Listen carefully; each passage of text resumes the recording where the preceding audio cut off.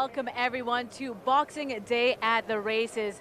We are here at the Garrison, Savannah, all part of the Garrison historic area on the outskirts of Bridgetown, Barbados. Bridgetown being the capital of my beautiful home country, Barbados. It is a fantastic, sunny, beautiful day, 29 degrees Celsius, feeling more like 33 degrees Celsius as we are here in the sunshine, and we are getting ready for more races, more action. The stands are filling up, and we are getting ready for the excitement. We've already had a few winners of the races that have been run so far, and we're going to bring you all the excitement. Like I said, it's a beautiful day, the perfect day for Boxing Day at the Races, being brought to you by the Barbados Lottery. My name is Caroline C.C. Reed, and I'm going to be joined with a few dapper gentlemen with me here this afternoon. And they're going to make me look good, I'm going to make them look good, and we're going to bring you all the action. Coming up, of course, bringing you live coverage, we have Patrick Salt Bellamy, and with me here on the grass of the Garrison Savannah, I have George Davis, who flew in from Jamaica for this event, and my other host here with me, Joel Manning. What an occasion it is to be here on Boxing Day at the races. 9 races on the cards per day, and when you think about it in terms of where it ranks up for race days in terms of Barbados, you think about the Sandy Lane Gold Cup, you think about the Barbados Derby, and you think about this one, Boxing Day, a day where you come out in terms of your colors from Christmas, and you come out to really have a spectacle at the end of it. So much goes in behind the scenes to ensure that what persons see on television and what persons see here on screen at the moment are what they truly want to be a part of. So definitely thank you to everybody who works so hard behind the scenes to put on the colors, to put on the pictures that you definitely have a chance to see. And of course, it's a race day for people from all around the world. So it's a case of Australia, you have Jamaica, Trinidad, horses from all around come to just be a part of race day here at the Garrison Savannah. So much come down to be a part of the early exchanges and a part of the late exchanges of it all as well. So yeah, that production side of things, and then the color, the festivity, and the beautiful nature of Barbados. So the Barbados Turf Club, definitely want to say thank you to them. The Barbados Tourism Marketing Inc. As well, and all the sporting organizations who have a part to play for the very dazzling, the very spectacular, and the very beautiful scenes that you're about to see right here at this historic Garrison Savannah in beautiful Bridgetown, Barbados. Well, honestly, it's an amazing time to be here. As I mentioned, CC, you were there talking everybody through the heat that we have in Barbados, and George, who is now decked out in this blazer. Oh yes, I know he's going to be sweating very soon, but George, I know that you're a horse racing man, and that you love being here. What do you love about the Garrison Savannah? It's history. I'm a history buff in all areas, across all topics: music, art, politics, sociology, and sport. And being on the Garrison makes me feel as if I am a part of history. And being with SportsMax and the production for the BTMI, it means that I am a part of history. And so that's the main reason, that's the allure. I love racing more than anything else in the world, and I love a few things. But there's nothing like horse racing, and it's an extra incentive, added incentive to know that you're a part of racing and sporting, and just a spectacle. History is the reason I'm here. Yeah, so I know that for sure. You were here last year. You're back again, George. What are you most looking forward to on today's race day? I'm looking forward to the competition between the jockeys and the preparation of the horses. Let me tell you, horse racing is unique in that it's the only sport in the world, where there are 2 athletes performing at the same time, the jockey and the horse. No other sport gives you that. You'll have a machine and a human being, but you've never had 2 athletes performing in sync at the same time. That makes horse racing unique, so I'm here for the spectacle, the competition on the track, the nip and tuck. That's what I'm here for. Yeah, and then I know that you've had a chance to visit many tracks around the world. What makes this one here, the Garrison Savannah, special? Because it's a family track. You can walk out of your house, put on your bed slippers, keep your bed slippers on, and come to the Garrison. There's nowhere like it. It's like the Garrison is for everybody. Every individual in Barbados is like a stakeholder who has equal say. That's the kind of feel you get. You don't get that from the other tracks where there's a corporate section here, a section for racing enthusiasts, a section for turf fights, a section for social butterflies. Everybody mingles right here, and it makes the Garrison unique. No, CC, I know that George is what you call the race buff, yes, in terms of these side of things. So coming to you, CC, what do you enjoy about the Garrison Savannah? It is like George had mentioned, it is a place that everyone comes. It doesn't matter creed, color, where you're flying in from, if you're from here, if you're from around the area. You come here, you have a great time, you make friends. You come with friends and you make friends. And I was listening to George earlier give me some inside tips. So, you know, I know what I'm going to look for come horsing and a race day, the rest of the races on the card. So I have some tips. You know, when you have someone who's an expert like George by your side, you definitely use that resource to say, hey, George, race number 5, what are we looking for? Yeah, so pressure's on, George. I hope you don't lose your money. No, I'm happy that you answered that because yes, 9 races on the cards. Yes, we're at number 5, George. I know that ahead of time you're looking at the horses, you know whether or not they're sweating. So what are you looking for at the start of the race that might tell you, hey, this horse has a chance? Right, so you're looking for a horse who handles the conditions well, who's easy moving. First of all, you're looking at the gait, the way the horse moves. If the horse is walking comfortably, that horse is a fit horse. Then you're looking for a horse who, although it's hot, if it's not sweating profusely, you say, okay, that horse is cool and calm. A horse who's sweating profusely or jiggling around is not comfortable in the conditions, is dissipating energy before the race, and is not likely to give you optimum effort because it would have expended energy pre-race going down to the start. So you're looking for a horse who manages the conditions well. All right, so you talked about human being and horse racing machine, you know, the animal machine side of things. How much does that jockey factor play into the results as well? It's the difference between winning and losing, my friend. CC has on a beautiful dress. I don't want her to lose this dress today. The thing is this, the jockey, you only have a split second to make a decision. And often there are 5, 10 options to take. The jockey in a split second has to make the right option, the right decision out of the 10 options available. That's why they're valuable. That's why they earn their corn. Well, the insights coming from George, but very soon we get to see the sights and songs of race day right here at the historic Garrison Savannah. Boxing Day races are coming up very soon.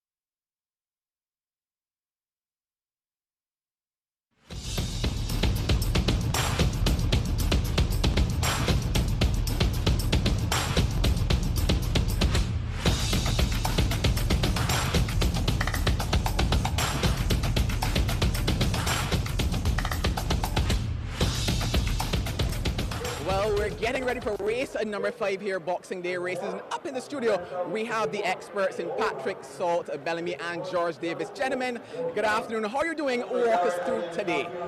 Good afternoon, Joel. How are you doing down there? We're doing really well up here in the stands at the Boxing Day races, sponsored by the Barbados Lottery. I am Salt, joined again by George, third time of the year, and that you've come on down to the Garrison, Savannah. Glad to have you here again, sir. Absolutely. It's my pleasure to be working alongside one of Barbados' finest international man of mystery, Patrick Salt Bellamy. Well, the great part of the broadcast begins now. Not that the opening wasn't great, because we had a cracking opening with CC, Joel, and myself, and the features that the team put at the top of the broadcast sends us in nicely into the meat of the broadcast today. Barbados Lottery Race Day here on Boxing Day in beautiful, beautiful Bridgetown. So this is the drone shot, the overhead. This is Jesus' eye. We're looking through at this historic race card as the runners are going down to the start for this event over 1,570 meters, 7.8 furlongs, and yeah, it's on the turf course. All right,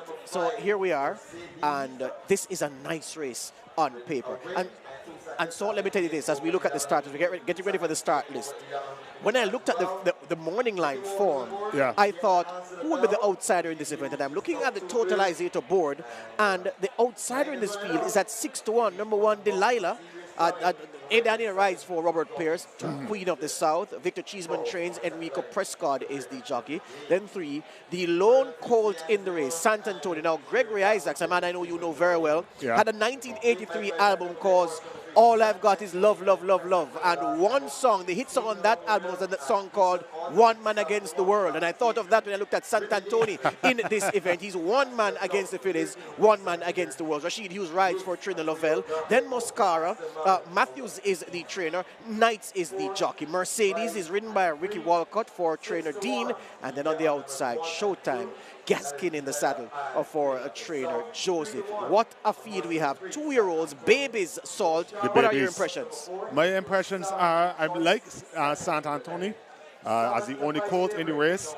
Delilah being one of the 2 horses to have gone over this distance before. Only 2 horses in this race have gone over 7.8 before. And she was second at that time, second to Mascara. Mascara, yes. Yes, Mascara. And she has excellent form. 2 starts, 1 first, 1 third, and a winner last time out. So I'm liking Mashara in this race as well. All right, well, let's look at the favorite, the colt in the race, rather, number 3, Sant Antonio, because you say you're going for him. I looked at him in the build-up to the race, and I thought that this was a good selection. But then again, I looked at the form. Only 3 runs in his career so far. All of those runs have come over sprinting distances, 5.5 furlongs. And I said, would that put him to a disadvantage against the 2 fillies in this event who've gone over today's trip of 1,570 meters? And I said, it might, because when you look at the last run on November 30, when he won by a length and a quarter at 5.5 furlongs, he was coming back at the end, although he was carrying 121 pounds and giving 5 pounds to Mercedes. They meet on the same terms. He's still giving 5 pounds to Mercedes. He's going longer, and I'm wondering if Sant Antonio is a sprinter who will be coming back in deep stretch, or he's a progressive sort who can handle this journey. Those are the questions that will have to be answered where Sant Antonio is concerned this afternoon. Yes, and Sant Antonio is ridden by Rashid Hughes, who is in a tight race with Ricky Walker, the jockey of Mercedes, for this year's Jockeys Championship. So it'll be interesting to see the stretch battle between the 2 of them, no, George? Yep, and speaking of Sant Antonio, again, you're right, November 3, the only bad run in his career, he was beaten into 6th place, 15 lengths behind Mercedes. So Mercedes holds a victory over Sant Antonio, albeit over a sprint distance. But then Sant Antonio returned the race after to turn around the race. So remember, November 3, beaten 15 lengths by Mercedes. Then on November 30, he beat Mercedes by a length and a quarter. That's a 16.25 length turnaround in just 2 races. So you have to think that Sant Antonio is positive. What about the 1 horse, though, Delilah? Because she has only run 1 so far. She is, like pretty much most of these, underexposed. Only 1 run in her career so far. That was over 1,570 meters. She prompted the pace. She turned for home with the lead, but weakened in deep stretch to finish second, 4.25 lengths behind Mascara in that event, getting 3 pounds from Mascara. Yes. So maybe she could run. We're racing. Let's go to the commentator. It's a pretty good start for this Express Cash Trophy. And as they come off the chute and onto the main course, It is on the outside Showtime and San Antonio. These two dispute the lead. Queen of the South race is just about 2.5 lengths drift of these. Then there's Delilah being held up this afternoon. Moshar saves ground along the rails, and Mercedes is the early trailer. As they round the paddock bend and head off to the back stretch, the opening quarter, 25-1. And the leader is Showtime, in front by a length and a half from San Antonio, pulling double. A break of 3 lengths before we get to Queen of the South and Moshara. Mercedes Group on the inside, and Delilah is the trailer. They head down the back stretch, and the leader is still Showtime, in front by a length and a half from San Antonio, who takes closer order. Queen of the South is next. Mercedes is on the inside. Moshara being asked for more runners. Mercedes is checked out badly there. Then there's Delilah.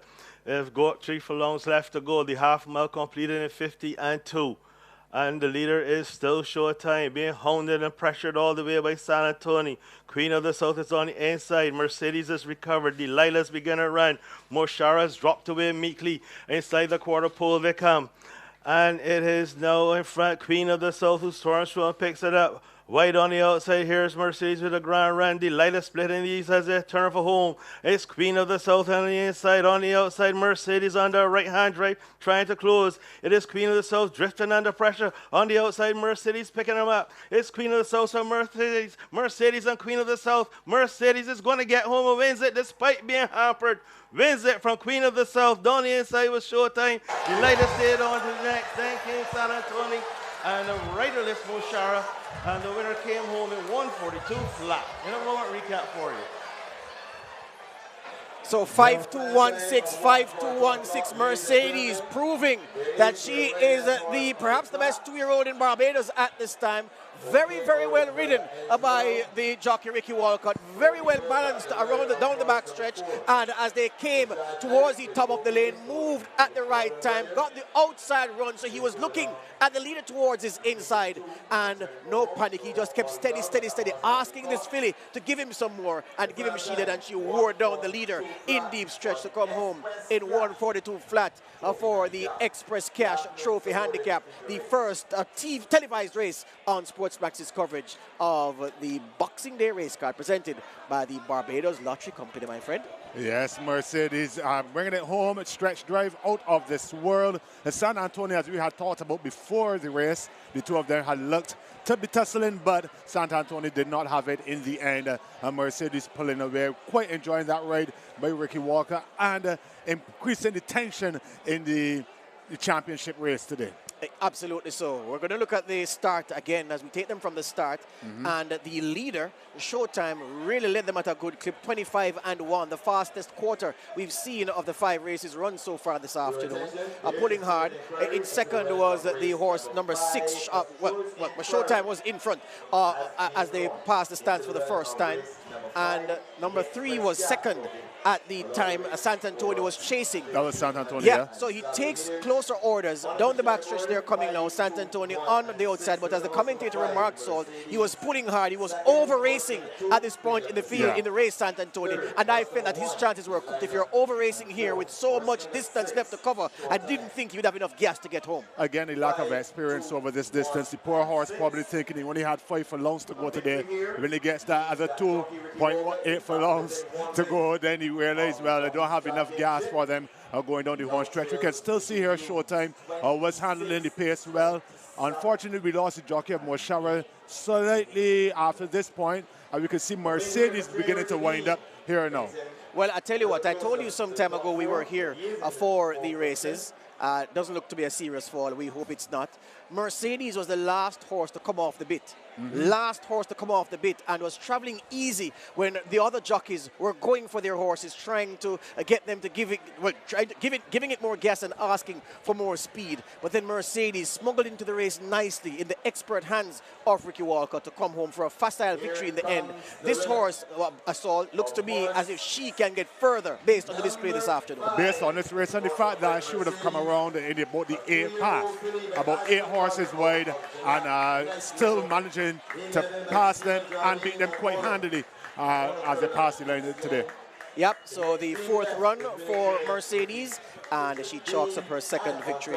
Second on debut on September 9, then a winner on November 3, then second beaten by Sant Antonio, but as we noted, was closing the gap on Sant Antonio as the wire approached, and she showed this afternoon that she stays at the drift. She enjoys a trip of 1,570 meters. It doesn't look as if Sant Antonio will enjoy a distance as this, at least not right now. Not right now. He's not accustomed to that distance. So the official results, number one, well, first number 5, Mercedes. Second, Queen of the South. That's number two. And third was Showtime. Showtime was number 6. And fourth to complete the superfecta was, well, Showtime was actually fourth. Showtime was fourth. Third was Delilah. Number 1, Delilah was third. And Showtime finished fourth in that event. Showtime showing a lot of speed at the beginning of that race as well. An interesting history for that horse. 2 wins in the first 2 starts before the likes of San Antonio showed up. But now to see that horse coming to 4th today, we might have to keep an eye on Showtime as well going forward. Yeah, and perhaps assisting this race, the connections will say, well, a 25-1 first quarter, a 50-2 half mile, which means that the first 2 furlongs were as equally fast as the second 2 furlongs. Usually you don't want to do that. You want to give your horse a little breather between the first quarter and the second quarter up to the half mile. Didn't get a chance to do that because San Antonio was pressing on the outside. But I think that the connections will be satisfied with the display by Showtime this afternoon. They'll be back because this looks to be a talented filly. It does. And this is a talented field on the whole. I really enjoyed looking at these 2-year-olds. I'm looking forward to see what they're going to bring to us in 2024 as we have more racing at the Garrison Savannah. Yep. All right. So we're going to take a quick break here from the Garrison Savannah in Bridgetown, Barbados. We're here for the Barbados Lottery Boxing Day race card at the historic Garrison Savannah. The station is SportsMax. The contract with you is to provide you with niceness. More after this break.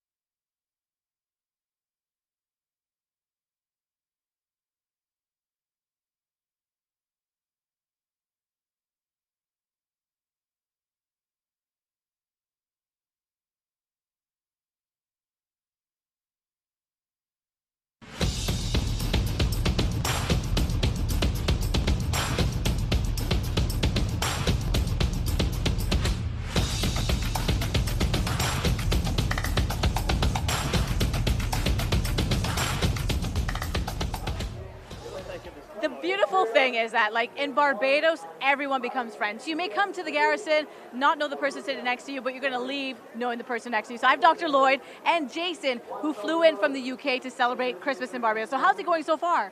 It's really enjoyable. Had a great day. Had 2 winners, 1 place. I'd like to have more. But listen, great place, great people, great hospitality. Okay, so introduce us to your friend Jason. Sorry? Introduce us to Jason, your friend here. Jason Davis from Coventry. We met 8 years ago, and we haven't seen each other for 7 years. And we didn't know we were coming to Barbados, and not did Jason. And we met up the other day on Facebook, and we're here today. Because Barbados is the place to be for Christmas. Now, Joel, I know you and Jason were having conversations earlier. Jason is that person in the crowd who is making a scene, but having such a great time while he does it. You know, I think he's actually going to take my job by the end of today. So, Jason, tell me, what have you enjoyed most about today at the Garrison? Just the atmosphere, the people, meeting Dr. Lloyd, who's the main man, my wife, my kids, everything about the place. It is absolutely awesome. And then when you land and one of your pals says, oh, I'm in Barbados, you're like, one island in the whole of the world, who could choose it? Choose Barbados. It is amazing. And this guy's amazing. She's amazing. The whole place is amazing. CC is amazing. The whole place is amazing. Let's rock. But remember, when you're gambling, when the fun stops, stop. But indeed, because you've actually told me the fact, you know, you've won a couple, you know. Yeah. So you have the luck here coming as well. Yeah, I've had loads of luck coming here with my family, but loads of luck winning on the races as well. I've had 4 winners. Only put $5 Bajan on it because you've got to chill out. You don't want to go too mad. Still want a house to go back to and all of that. I want my main man Joel. I want Lloyd and everyone to know how much we love them. And Cece. Happy New Year. Happy New Year. Happy Christmas. Have the best 2024 in the world. Thank you. Honestly, it sounds amazing. It sounds like vibes. And I know that, Cece, you had some vibes going on as well. You had a chance to take a tour of the lovely city of Bridgetown. So right about now, I think we're going to have a chance to take in some of the action, see what Cece got up to.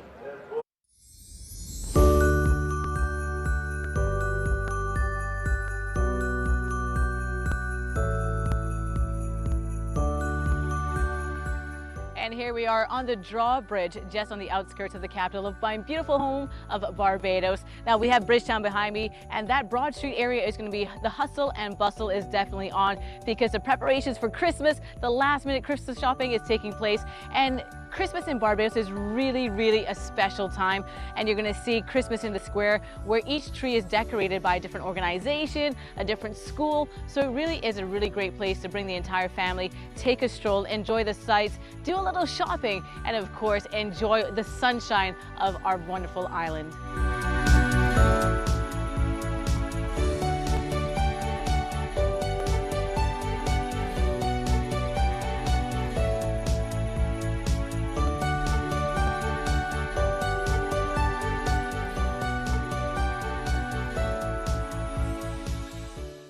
Now here we are in the midst of this wonderful monument. It is a dedication to the Barbadian family. It's the newest monument unveiled by the Prime Minister, the Right Honourable Mia Motley, here in November 2023. It's done by designers Hugh Holder and Vincent Jones. It's a dedication to the Barbadian family, the past all the way to the present. And again, a lot of history here that you can learn about Barbados. It's on the outskirts of Bridgetown, so I do invite you all to come and make sure you enjoy and take it in for yourself.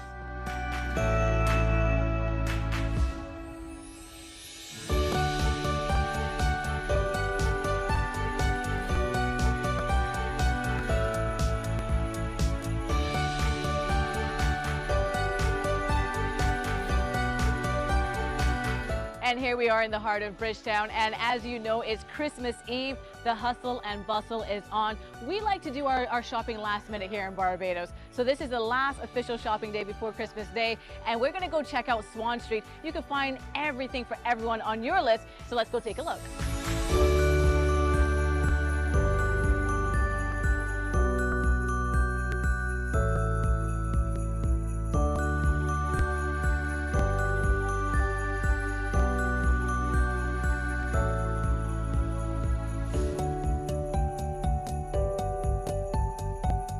So here we are in the heart of Bridgetown, Barbados. The hustle and bustle, it is on. It's Christmas Eve, and we like to do things a little last minute here in Barbados. So that means gift buying those last decorations for the house, or, you know, buying those things that you need for the Christmas party. All that's happening in Barbados, in Bridgetown. And of course, just on the outskirts of the city, we have the Garrison Savannah and the Garrison Historic Area, where we'll be taking you for Boxing Day at the races.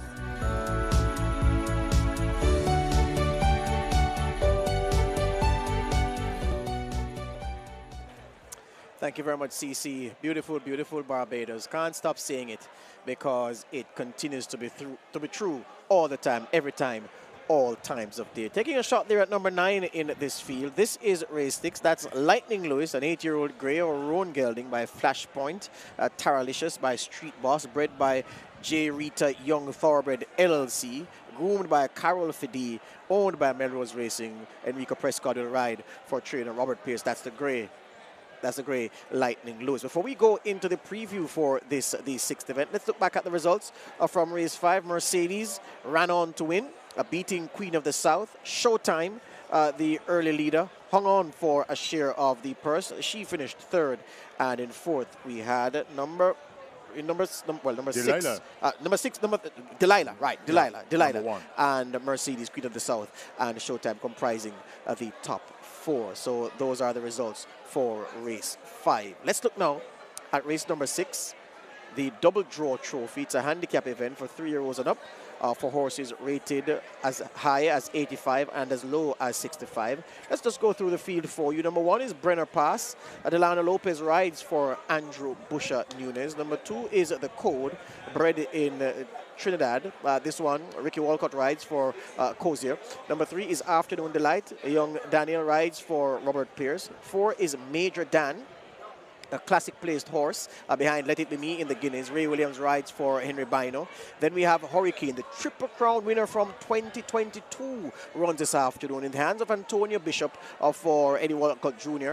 Then we have Dancing Prospector, ridden by Crony for John Chandler. 7 is Kariba Star. Knights for Busher Nunes. 8 is Jericho, Rashid Hughes for John Kenny. Then we have Lightning Lewis, the aforementioned. You saw that grade just now in the shot. Enrico Prescott for Robert Pierce. Then number 10 is Rio Ponting. Daniel rides for Robert Pierce. Then, well, that's it. That's it. 10 horse field. 10 horse field. Right. I want to say something, Salt, about the 1 horse Brenner Pass, because I think that this is arguably the best bred horse running today, and I'll tell you why. Number 1, Brenner Pass is the best bred horse. This is a 6-year-old. This is a 6-year-old. That's Brenner Pass there on the screen. Good job, Mr. Director and Mr. Camera Operator. That's Dancing Prospector. That's right. So number 1 is 6 years old. That's where the 6 came in. Yeah, Number 1 is 6 years old. Right, Brenner Pass. Raven's Pass by Bold Bidder. Now, the fact of the breeding of this horse, Salt, this horse, Brenner Pass, is by the horse that won the 2008 Breeders' Cup Classic in Santa Anita in California. Raven's Pass. Raven's Pass was ridden that afternoon by Frankie Dettori for trainer John Gosden and Her Majesty, Her Royal Highness in Qatar. And they beat California Chrome and Gio Ponti and Henry the Navigator. That's him on the screen. Beautiful, beautiful animal. He has no business running against the likes of these. But guess what? Guess what? From 9 starts here, he's only won once, and that one victory came on debut in 2021. So he hasn't won in 8 subsequent races. The public don't trust his fitness. That's why Brenner Pass, number 1, is at 12-1 in this race. He runs well when he runs. It's 283 days off the track, though. He got a 3rd, a 7th, and 2nd in the last 3 starts. Highly rated and a lot of the top weight, though, of 133. Yeah. Being ridden by Lopez. You could call that the crushing impost of 133 pounds. I want to speak to the handicapping committee about what they're doing to Brenner Pass, because they're giving him so much weight in races. It's going to take a Herculean effort for him to win. But based on pedigree, he is streets better than these. But pedigree is not what wins a race or a horse race. You have to run and get to the finish in front. Number 2 is The Code. Ricky Walcott rides for Cozier. Before I even go horse by horse again, Salt, I want to ask you your top 4. Give me the horses you think will be there or thereabouts at the finish. Give me 4 of those who you've liked based on your assessment of this race. I really like Hurricane, and that's the favorite coming into the race. I like number 3, Afternoon Delight. I also like number 4, Major Dan, ridden by Ray Williams, and I like number 8. Number 8 being Jericho, But Dancing Prospector, who was on the screen earlier, being ridden by Crony, has something to say about all of that as well. Yeah. Those are my 4. Yep, that's number 3 on the screen, Afternoon Delight, a winner on the last time out in the hands of Tishon Hazelwood. Tishon Hazelwood, of course, now at Gulfstream Park, where he has moved his stack. So Daniel rides for Robert Pierce, Afternoon Delight, bidding for a second consecutive victory. She's already run 4 times in 2023 from her 10 starts, a 40% strike rate. So the forum book suggests that Afternoon Delight is coming to produce a capital effort this afternoon. Yeah, that horse is always there or thereabout, and the race in early September, she won going away, so I'm looking forward to that. Here's horse number 2. The code. Yep, that's the code. A winner on August 1, beating Show the Money and Afternoon Delight at the distance, over the distance of 1,100 meters. They're going a half a furlong shorter here, and the code will be seen to good advantage. Although a bit high in the handicaps at 123 pounds, the code is on the board. We're going to tell you the odds in short order. Highly rated and highly rated as well. Yes, so we want to see how this code handles that. Yep.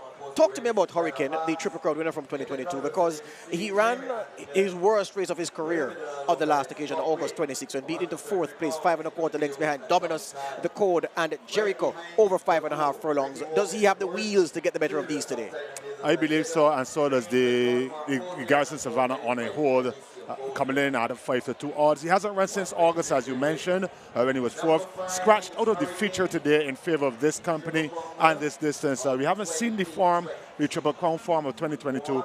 But I think that this year, this race might recommend him, yeah. Yeah, well, him to the horse on the screen, Major Dan, number 4, beaten by Let It Be Me in the Guineas, and then couldn't land a blow in the subsequent classics. And then the last time out on December 8 was a winner beating a good field by 4 lengths over 1,100 meters. Looks to be a fit animal, Major Dan, 110 pounds at the handicap salt. This looks to be the horse to be on.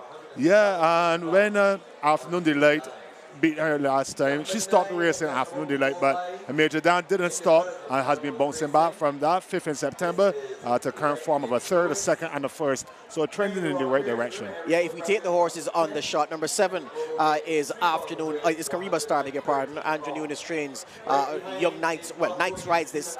This horse is groping for real form, Kariba Star. 5 outings in 2023 and only a 3rd place finish to show. So has really struggled this year, and against a field with horses of the caliber of Hurricane and Major Dan, Kariba Star looks to have his work cut out for him in this event. This 7-year-old brown mare, only 3 wins in her lifetime from 26 starts. It looks as if she'll find easier opportunities in the future. Not much to recommend here. Been running and searching for form, but she's hit the board only once in 5 starts this year and missing in each of her last 4. And also partnered by Knights, who I believe touched the turf in the previous race, so we have to see how he is after that incident. The good thing with that spill was that he landed on his feet. Of course, jockeys are trained how to fall, and you are trained to land on your feet and then do a roll. So he landed on his feet, but because of how he fell, he didn't quite execute the roll properly, and it looks as if it was minimal damage because he's back up for this ride. It looks like him in the saddle today, Yeah, let's see how he goes after that spill. Number 8, Jericho, one of the horses you mentioned should be in the mix. This 8 years old now, 39 starts in his lifetime. He's run 10 times in 2023, but he hasn't managed to find the victory yet. 3 times second. What do you like about him this afternoon? Ridden by Rashid Hughes. Yeah, so ridden by one of the contenders for championship jockey of the year. And I like this one. Well, he's 8 years old. We are like the last race of the year, and it's the business end of things. So I expect that for Rashid to take on this challenge, he expects his horse to do well, so I'm going to put some confidence in him as well. If we go on the outside and look at the 10 horse, Rio Ponte, this one ridden by Daniel for Robert Pierce. 2023, no victories. This horse hasn't earned $1 in 2023, although, well, the form must not be right because there were a couple of 3rd place finishes early in the season. In fact, 3 consecutive 3rd place finishes, which he would have earned from, which she would have earned from. So the form was not quite right there. But Rio Ponte, an outside shot at best to squeeze into the exotic bets, but not quite good enough to win, you think? I don't have him or Aaron Daniel in the mix for this one, but the Garrison Savannah throws up surprises each and every race day. So we can look for surprises today as well. Absolutely so. All right, one of them we haven't spoken about. We haven't spoken about the code in depth. Now, this horse has run 9 times in 2023. 1 victory, 2 second-place finishes, and a third-place finish to show for his efforts at the code. He comes in here, and I would have liked him more, Salt, if the handicaps weren't so unfavorable, because I think at 123 pounds, for instance, he's giving 13 pounds to Major Dan. He's sitting level with Hurricane. I think the handicapper really has done the code some disservice this afternoon. That's where I had him at 5th, because of the fact that I thought that the weight was a bit too much, even though he's being ridden by the other contender, Ricky Walker. As I said, highly rated.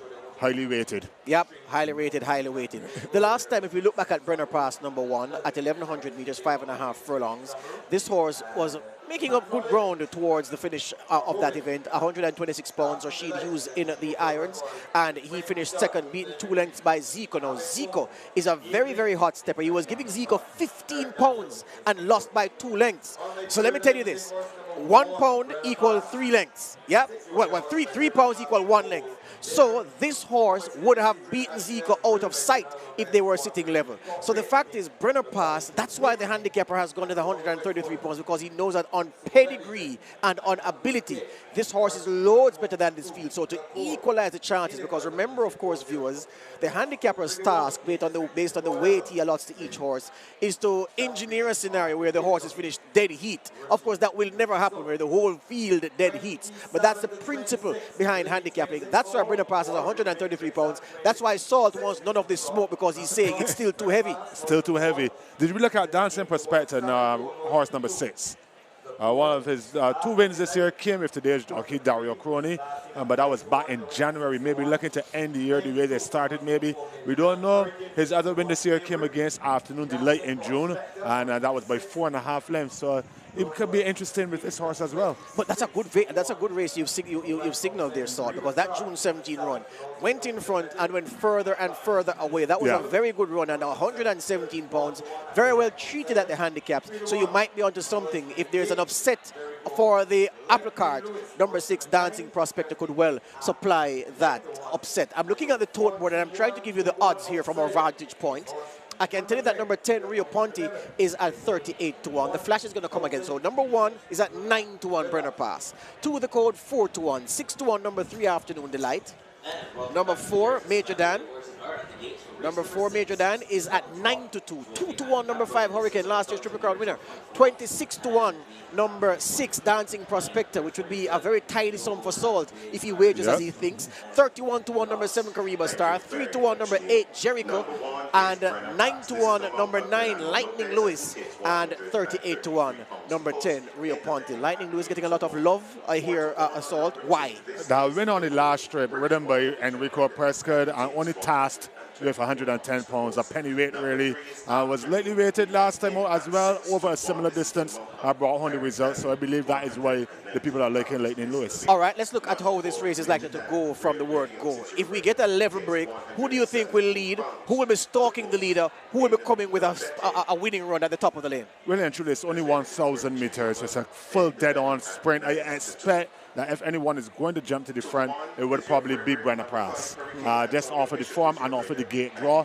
Coming out of gate number 1, I expect that Brenner Pass may be the horse to take the lead into the first turn. Well, not really turn, because it's all turns at the Garrison Savannah, but just after we come over the rising ground and reach the 10 furlong pole, so yeah. Well, what is true is that no horse of the 6 races we've seen so far this afternoon, no leader, no gate leader, no horse who jumps out first and goes to the front has hung on until the end. So Brenner Pass, if Salt is correct in terms of how this race will be run, Brenner Pass will have to do something that no horse has managed to do this afternoon. Several have tried and failed to lead from the word go. Number 5 in your shot is... That's Hurricane we see on the screen. Number 5 ridden by Bishop and being led along by trainer Edward Walker Jr. How do you like how the horse looks today, former Triple Crown winner? I think its conditioning is good. The thing is this, it's warm downstairs, and I can tell because I'm in a jacket. So the sweating is not a bother for me. Usually, I'd be put off by a horse sweating as much as Hurricane is sweating, but it's very, very warm down there. And the good thing is that he's sweating, but he's not lathering up. So it's because of the heat, I'm going to surmise from my vantage point. The heat is causing Hurricane to sweat and not necessarily nerves. But it will be good to see a horse as good as this, a horse with a CV as outstanding as Hurricane, win on a big day such as a Boxing Day race day presented by Barbados Lottery. But that's not quite how racing works. You have to do the business. Yeah. There's no favors that will be done to you once those gates are open. In the background there, we also saw Jericho in the colors of Vera Davis. That's the blue with the red sleeves, ridden by Rashid Hughes, as we mentioned earlier. Him and Ricky Walker, in a tight battle. All right, number 5, we can tell you, before we go to our commentator, is the 9-5 favorite. Solid 9-5 favorite man. is a Hurricane. And Salt says yes, man, because he thinks that Hurricane will blow these away. All right, we send you to our commentator with this beautiful, absolute, what a shot. This is the shot of the day. The Caribbean Sea in the background, the Garrison in the foreground, the business community and residential part of Barbados to the left of the shot. And we are in the middle of it. Let's go down to our commentator for race number 6. Major Dan. Rio Ponte is also in. Dancing Prospector goes up and goes in. Speed to Burn this afternoon. It's a nice crowd at the Garrison this afternoon. Definitely. It's good to see so many people here. Bank holiday Barbados, as we welcome all visitors to our shores, as Kariba Star now goes behind. Hurricane goes in. Just 2 to go. Those will be Kariba Star and Jericho. People say, don't blink. That's Jericho. Goes up. Goes in. They're all in. The light flicking away. And away they go. And it's a pretty level beginning. And quickly out in front is, we can see Hurricane. On the outside of Hurricane is Jericho. Along the rails then comes Major Dan. Then between horses is Dancing Prospector. Brenner passes the next one through, followed by Lightning Lewis. Then on the outside of these is Rio Ponte, the code Cariba Star, and Afternoon Delight is your back marker. They've passed the 3-furlong pole flying. And it is Hurricane in front. Very comfortably indeed. Jericho is there, then comes Major Dan. The next one through is Dancing Prospector. Brenner Pass is now being asked for more run. They've done the opening quarter in 26-2. As they come just now with just about a furlong and a half to go, and it is still Hurricane in front. Hurricane will bring them into this straight. Hurricane is in front. Here comes on the outside is Major Dan throwing down the challenge. But it is Hurricane. Hurricane. He's going to win it easily. Punching away, wins it now. In second position came Brenner Pass. Major Dan was third. Jericho came fourth. Then the next one through was the code. Dancing Prospector, Afternoon Delight, Lightning Lewis, Cariba Star, and a long, long way back to Afternoon Delight. In a moment, the official placings for you.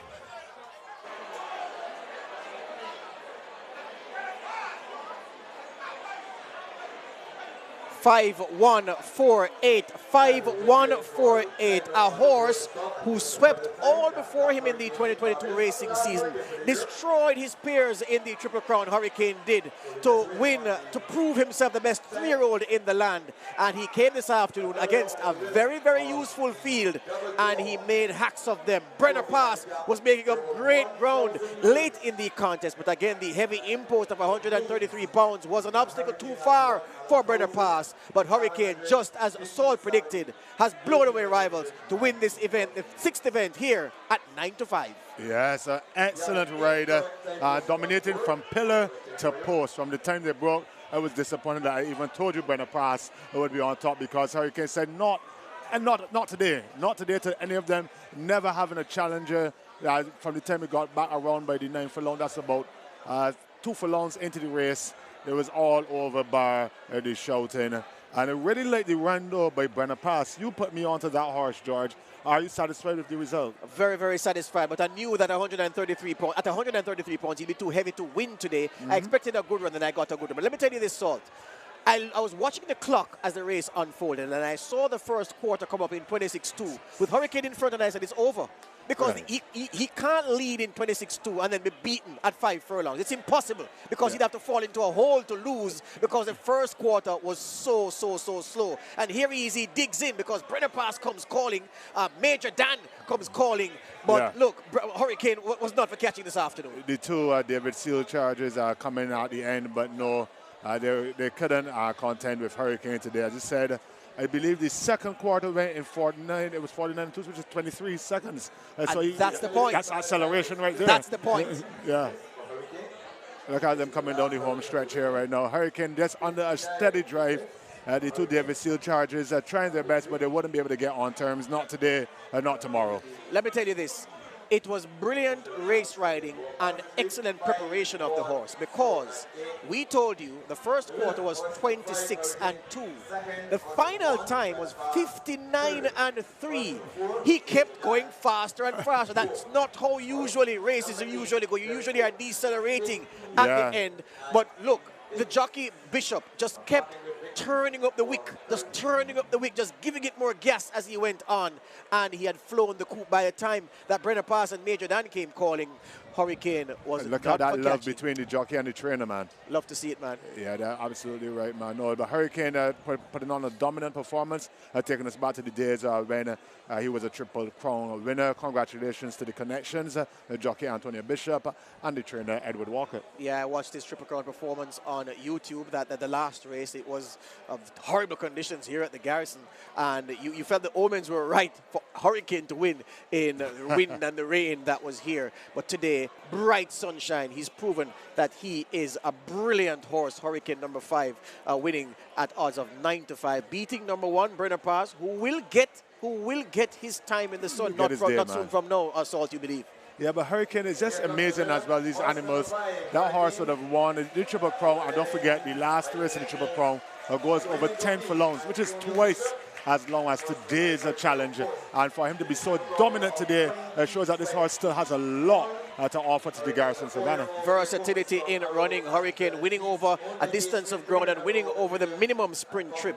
Yeah, he's not normal. Look at the splits now. So 26-2 for the first 400 meters, which means that he went 23 seconds flat for the next 2 furlongs and then finished up in 59-3. Oh my God. This is one of the performances of this third and final racing season of the Barbados racing year. Hurricane with an absolute spellbinding performance to win at 5 furlongs. And yeah, Antonio Bishop, man, you should celebrate for the cameras. You should play to the gallery because you have executed a brilliant front running ride. Caught the gate at the bell, bam, and he was gone like light. And try as they may, Major Dan and Brenner Pass, who didn't disgrace themselves at all in how they ran. But Hurricane was not for catching. You spoke of Jericho number 8 before in the preview Salt, and Jericho came in 4th. Jericho ran 4th. Rash Hughes trying his best, but never quite on terms, not even in the stretch drive, not featured in the picture. All right. So Hurricane has won race number 6. Here, the double draw trophy on Barbados Lottery Boxing Day race day here at the Garrison Savannah, presented by SportsMax. We go to the break with news that we have much, much more to come.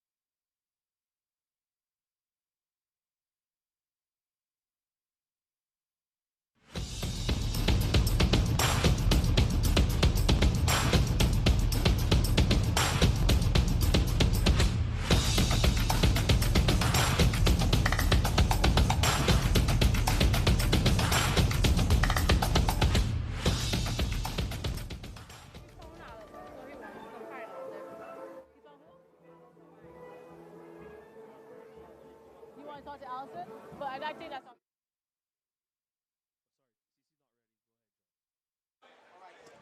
All right, welcome back to SportsMax's coverage of the Barbados Lottery Boxing Day race card here at the historic Garrison, Savannah.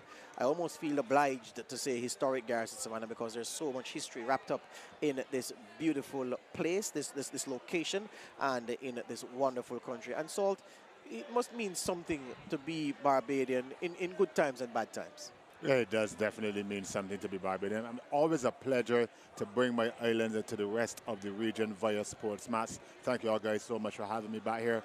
Merry Christmas to you, George, and Merry Christmas to everyone in the Caribbean as well. We are celebrating a Christmas right here in Barbados, Boxing Day. And it's always been a tradition to come on down to the Garrison Savannah before Boxing Day. You can find anyone here. Excellent. And speaking of anyone, Joel Manning has found one of the very best artists, musicians, if you may, in the history of Caribbean music. She is Alison Hines. I've got a name and a face alongside me that I don't think needs much introduction. Alison Hines, my dear. How are you doing on this lovely Boxing Day? I am very good. Happy to be home, of course, in Barbados. And, you know, I'm always home for Christmas, so, and I haven't been to races in a while, so I thought, you know what, Boxing Day races, yeah, I coming up.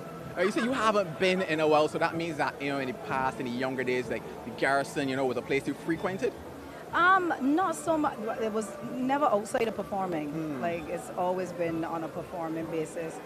Obviously, once Edward and I got together, then it was in the capacity of him doing what he does and me being here to support. All right, so what is, I guess, special about being here for you today? Now, what have you enjoyed most about the Boxing Day racing so far? Just the whole ambiance of everything, just people just connecting, networking, and just kind of, just the energy. It's a good energy. Like, people are happy. You know, they're happy to be at races. They're happy to be out with their family and friends. So it's a whole, you know, it's a whole vibe that I think is very, for me, is very much like a snapshot of what Barbados is and who we are.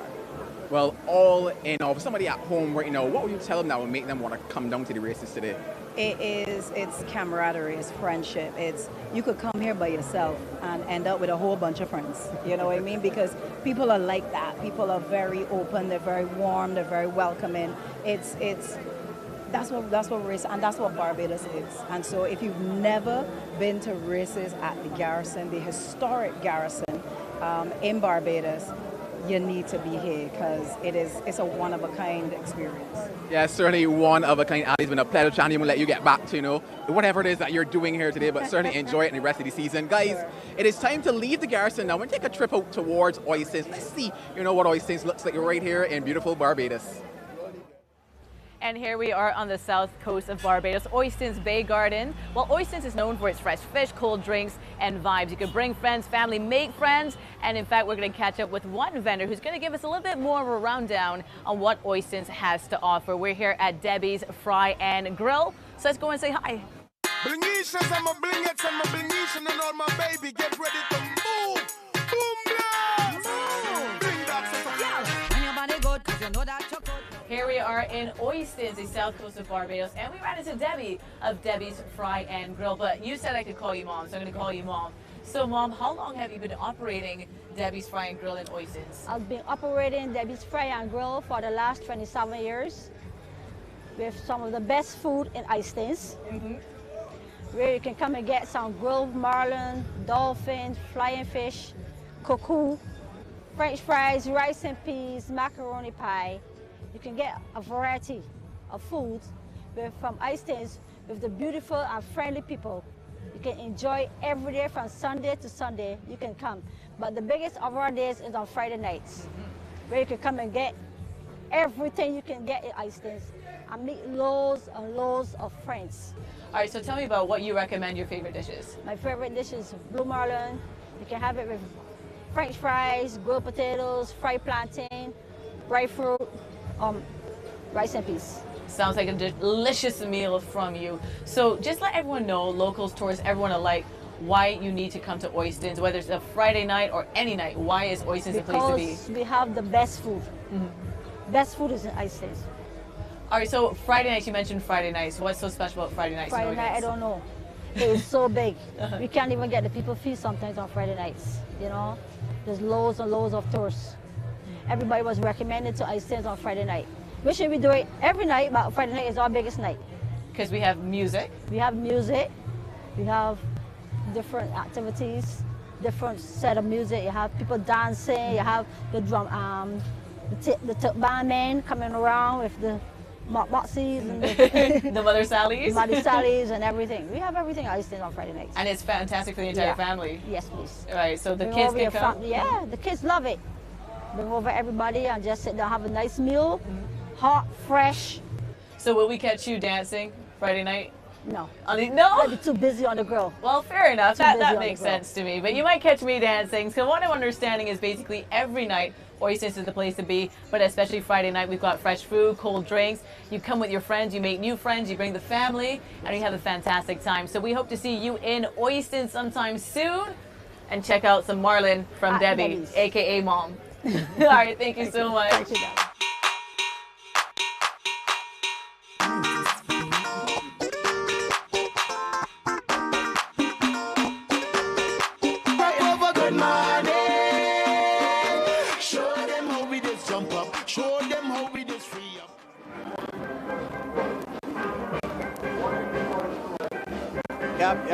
Yep. And what is horse racing? What is any event in Barbados really without music, without the steel pan? And as my Trini friends like to say, there's a difference between playing pan and beating pan. Those men salt are playing pan. Yeah, our playing pan is the lifeblood, it is the engine, and that makes the Caribbean people move, the groove of the music. It's in the pulse, it's one thing that unites us, cricket and the music. Absolutely so. All right. The result, just to remind you, what happened in the previous race, race 6, the Barbados Lottery Boxing Day at the races. Race 6 was the double draw trophy, Hurricane, the Triple Crown winner from 2022, blowing away the field, beating Brenner Pass and Major Dan. And yes, I say blow away the field. It wasn't a huge margin of victory, but the performance was awesome. It really was like a hurricane passing through.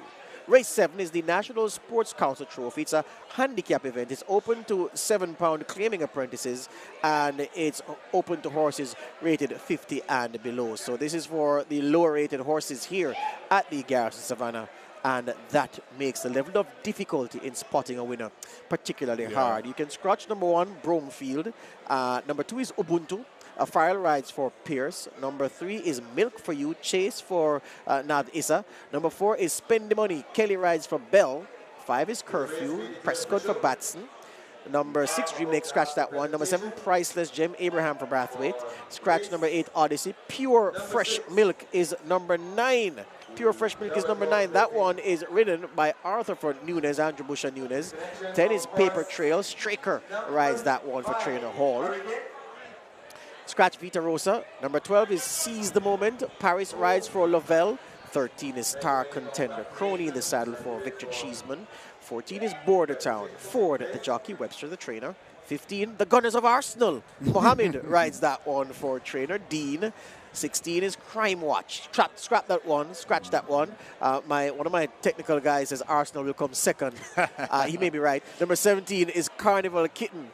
S. Bellamy, is that for Salt Bellamy? No, Bellamy's first name, the one beside me, is P. So it's the P Bellamy. It's not him. Yeah. It's a distant cousin because all Bellamys are related, riding for trainer Lovell. Look at me making fun of Arsenal, and I'm a Manchester United supporter. I have the right to make fun of nobody. Yes.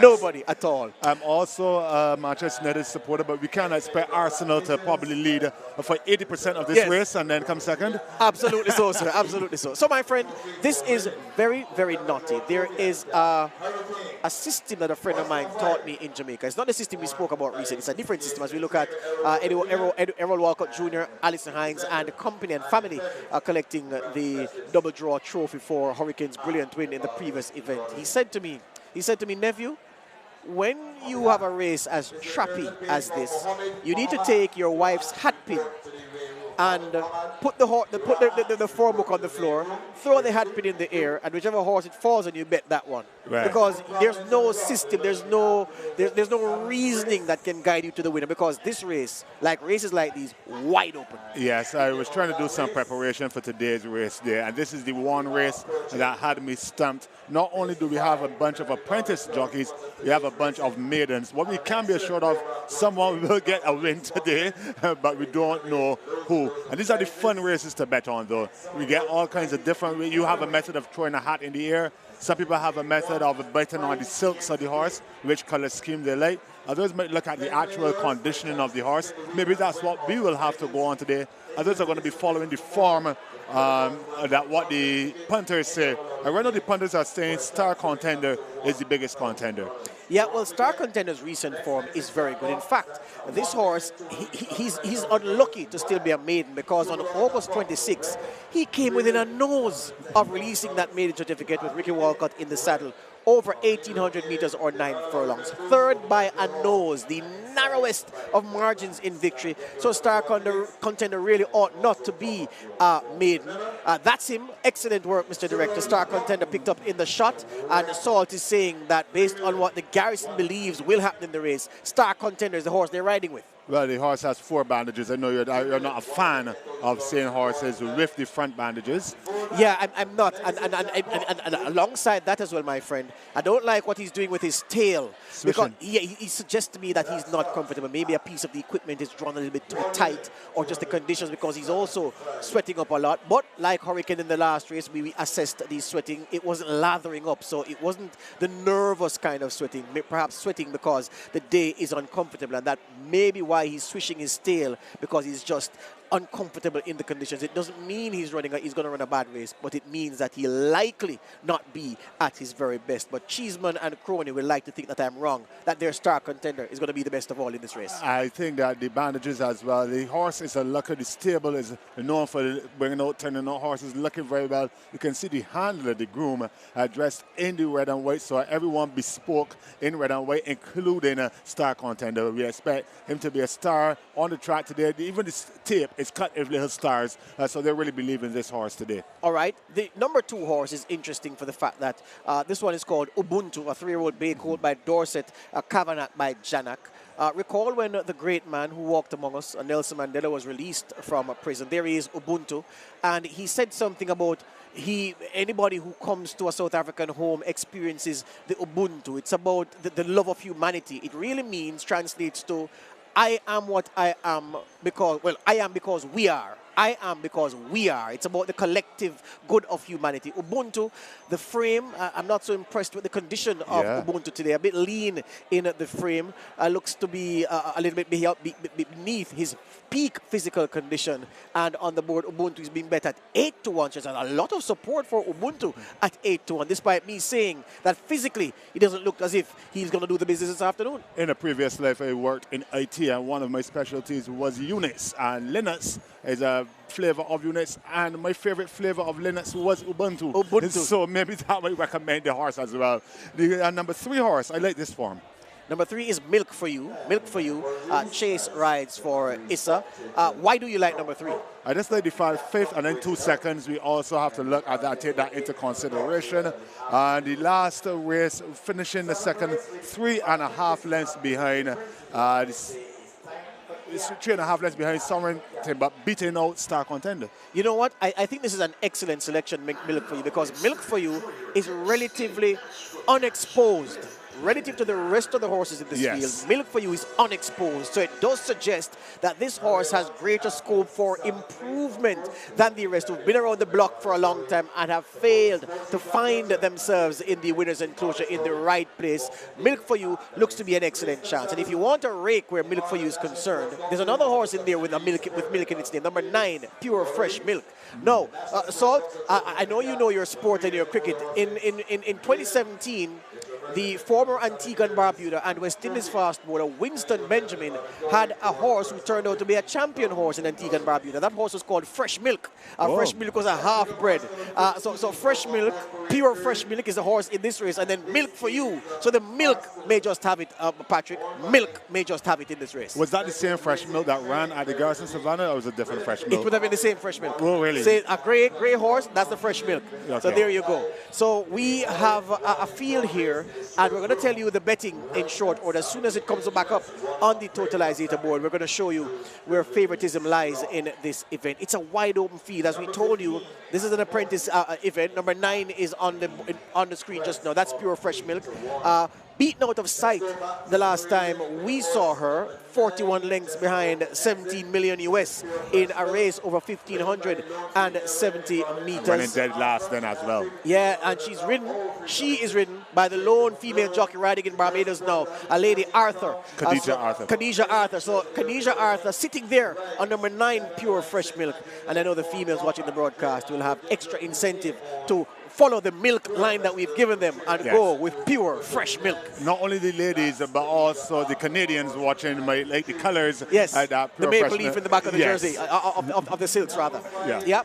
So we're going to give you the betting in short order as they put the flash back up. So full field. Yeah, so based on what Salt is saying, Salt likes Ubuntu because of his past days as an IT man. Yeah. Milk for You is underexposed and looks very progressive relative to most of these. 5 lifetime, 2 seconds on the third, including those 5 starts. Absolutely. Then we're going to go with the Rake horse, which is number 9, pure Fresh Milk. Yeah? And we're looking at number 13, Star Contender, because this horse really ought not to still be a maiden. And Arsenal, number 15. I don't like Arsenal for the fact that Arsenal is 5 years old. If you're 5 years old, you've only run 6 times in your lifetime, it suggests that this horse has a lot of problems, and I'm not going to bag with Arsenal in this contest. The only other horse older than Arsenal in this race would be Spendy Money, horse number 4, being ridden by Kimar Kelly. I believe that's Kelly's first name. And 11 lifetime starts, 3 seconds, never touching the board, never even sniffing the first place in the last 3 outings. Absolutely so. Another horse who's unexposed, he picked him up just now, number 10, Paper Trail. Paper Trail has come to the races twice, but has only run once. That's him there going down in the Rastafari colors on the silks. Yeah, but Paper Trail is very underexposed. 1 run on September 16 in the hands of Tishan Hazelwood over 1,100 meters, 6th by 5 lengths after prompting the pace, so it showed that Paper Trail had ability. Then Rashid Hughes must have fallen on November 30 because he did not finish. Paper Trail didn't. That was some time ago, well, a month ago, and a quick turnaround of Paper Trail. So if we're going to go and say that...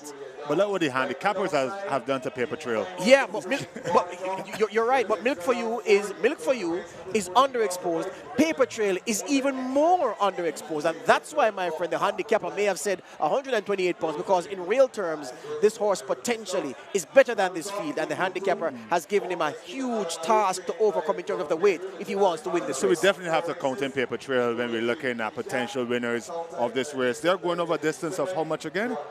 Is it 1,100 meters? 1570, 7.8 furlongs on the turf course. Yeah. All right. So there's an issue on the totalizator board with the odds, because we want to give you the odds before the race gets underway to tell you how the punters are betting in this event. I can tell you the last time that I looked, and maybe you can get some of them after I go through these first 4. Ubuntu was going off at 9-1, and Milk for You was going off at 5-1. We had Spend the Money number 4 at the 9-2 odds, and number 5 Curfew was at 14-1, and they lost it there after that as the horses started to come out into the parade ring. Yeah, they're heading down. We just gave you a shot of the 9 furlong starting point here, or the 7.8 furlong starting point here at the Garrison. And they're just going to come off the dirt track, the exercise track, to make their way onto the racetrack proper. And then the starter will call them based on the draw for the loading assignments. There you can see the starting 8 attendants in the protective vests coming across to take their assigned horse. Yeah, when we first started today, the conditions were listed as good to soft. Good to soft, yes. And now today we see it's been improved, as you said, an upgraded track And that's the reason why some of our viewers are going to be wondering why they are coming down on the sand track. We've had a lot of rain in Barbados over the last couple of weeks leading up to Christmas, which may have left a bit of a cut in the ground. So the authorities here at the Turf Club taking no chances, no extra work for the turf today, only for racing. Yeah, and the staff, the staff, the track staff have been working hard to knock out the nuts in the surface after each race to ensure that the racing, the horses running aren't seen to disadvantage based on the condition of the track. There is the Barbados flag flying in the afternoon sunshine. The sun making one last stand like Custer in the Alamo here before disappearing for the afternoon. And we are getting some odds in for you. Salt is doing that just now. And pretty soon we'll be telling you what the profile. Well, the totalizator board is up, so we can go to the board. Ubuntu is number 2, is at 7-1. Number 3 is at 4-1. That's milk for you. Spend the money, number 4. Spend the money, number 4 is at 9-2. 11-1, number 5, curfew. Then number 7 is at 13-1. That's priceless gem. Then number 9, Paper Trail, is at 15. Pure Fresh Milk rather is at 15-1. Then number 10, Paper Trail, is at 7-1. Number 12, Seize the Moment, is at 26-1. 13, Star Contender looks to be our favorite. 13, Star Contender looks to be our favorite at 9-5. Yes, then 21-1, number 14, Border Town. 11-1, number 15, Arsenal. 11-1, number 15, Arsenal. And 20-1, number 17, Carnival Kid. So if we have a good flash, so 23, the longest shot on the board is 23-1. This salt suggests that, like us, the punters are unsure about what to do, because in a race of maidens, the longest shot on the board being 23-1, it means clearly that there is no rank outsider. People are not quite sure what will happen beyond making number 13 the favorite at 9-5. 13 is definitely the favorite. Number 4, the horse we just spoke on, Spending Money, is the second favorite. Well, it will be number 3 at 4-1. Number 4 is at 9-2, so 4.5-1. Right, so there you go. So number 3, yes. We did speak of milk for you as well regarding the form that milk for you has been bringing to the Garrison Savannah. So we're kind of on par, even though we have different methodologies to what the punters at the Garrison may be looking at. Yep, usually in these races you have horses at very, very long odds. One of two things could account for a race of maidens not having a horse longer than 23-1. It could be that because it's a holiday, a lot of social gamblers are here and people are just buying horses based on the colors, based on a link between the horse's name and something at home, something in the family or some experience. So you have a lot of money coming on horses that usually wouldn't attract a penny from the learned turf fights. But that's why a race day like this is great. It's not just for people like Salt who are racing experts. It's for the social butterflies, people who just want to be of something on this Boxing Day. So that's why you have that kind of cash coming in and influencing the odds in a race of this nature. I'm not an expert, I'm a fanatic, but what I would say as well that we can add to that is that we have a lot of tourists in the land in Barbados right now, and a lot of these people obviously know nothing about the horses. They're betting, I bet, based on the Canadian flag, on the horse's jersey, and on different factors, so that may as well influence the betting odds today because they've got some money to spend. Absolutely so. They should spend it. Some notes to highlight for the viewers. Ubuntu number 2 has a nasal dilator on. Now, a nasal dilator, as you would imagine, helps the horse to breathe better. Number 2, Spend the Money. The blinkers have been taken off, and the tongue tie have also been taken off as well of Spend the Money. Number 9, Pure Fresh Milk. The tongue tie has been removed, so he ran in the tongue tie in the last event. They've taken it off for this race. Number 10, Paper Trail. The blinkers have been removed. Number 14, Border Town. The visor has now been put on, meaning they want more speed out of Border Town. And number 16, Crime Watch, has been scratched, so it's not necessary to tell you the equipment change for that. So some horses here running in equipment or running without equipment that they did the last time because the connections are trying various things to coax a winning effort out of them. Trying to break that maiden trend, everything. We've seen some jockey changes as well. Obviously because it's only apprentices in the race today, but all kinds of things being tried today. Yep, well, as we see the fans here, fans of all kinds. That gentleman, I'm not going to assume that it's his baby. Could be Kerry Gibbons' baby for all I know. Yeah, but he's here with the family. And lovely family as well. Absolutely spot on. And our professional cameramen are here. And let's go. away they go. for the National Sports Council Trophy handicap going the distance of 1570 meters. And they got out to a pretty level beginning, and Spending Money is going to be the first to show. Arsenal sweeps by from on the outside to dictate the early fractions. Then between horses is Star Contender. Then comes on the outside is Border Town, Carnival Kitten, then Curfew. Then is Paper Trail, Ubuntu, Seize the Moment. Then there comes Priceless Gem, and at the back of affairs is Pure Fresh Milk. That's the way the races, they go with just about 5 furlongs to go. They've done the opening quarter in 24-4. And it is Spending Money in front, enjoying a comfortable lead by about a length, now make it at 2. Arsenal is in second position, then comes on the outside, that looks like Pure Fresh Milk, I beg your pardon, Milk for You, who's then there on the outside is Ubuntu. Star Contender is also in contention, then comes Curfew, Paper Trail begins to back out, then comes Carnival Kitten, and the others will have quite a lot of work to do as Spending Money passes the 3 furlong pole quite comfortably. It's Star Contender in front. From on the outside, that one is Milk for You, and they've gone on by about 2 or so lengths. In third position, now we find that one is coming on the outside is Ubuntu, with just about a furlong and a half to go, and it is Milk for You now who strikes the front. It's Milk for You who's going to bring them into the top of the lane. Here comes Ubuntu with a challenge on the outside, and down the stretch they come, and it is Milk for You. Ubuntu's trying desperately, but it's Milk for You. Milk for You will get home quite easily in the end. Milk for You wins it. In second position was Ubuntu. Running well through the field was Curfew, then Paper Trail, then Star Contender, and then Spending Money. 143 flat. It was your final time. In a moment, the unofficial placings for you. 3-2-5-13, 3-2-5-13, unofficially 3-2-5-13. You can't say we didn't give you a winner because we told you that we're going to play the milk. We're going to play the milk rake in this game. And Salt told you about Milk for You. We told you that Milk for You was relatively underexposed and more progressive, it appeared, than the rest of this field. And so it turned out. Milk for You, very well ridden by young Chase for a trainer Nav Issa, and coming home comfortably in the end to land the gambler here in race number 7, the National Sports Council Trophy. Yes, Milk for You coming in first, passing the line first, followed by Ubuntu. My IT coming in handy there. And Mandela. And Mandela, yes. As well, we didn't mention Curfew a lot. Coming into the race, ridden by Deep Prescott, running in to be third in this race. Coming into the race at 8th, a 5th, and a 4th, so he was trending in the right direction. And then we had Star Contender, who was the early favorite, fade into 4th. Yep, so as we see the replay here. I want you to watch in the replay as they come around by the 5 furlong pole. And it seems to be one of those casual fans across the track in the middle of the race, and that's very dangerous. And I said to myself, we were just talking about that before we went into the race. Yep, absolutely. So the leader, Spending Money, I don't know about you, I was watching the rider on Spending Money, and when the winner came calling and swept and challenged him, the rider didn't respond. Look him there, yeah. Yeah, that was dangerous. Yeah. Very dangerous. Lucky man, yeah. and potentially dangerous. A child with him. Yes, yeah. Potentially dangerous for all concerned.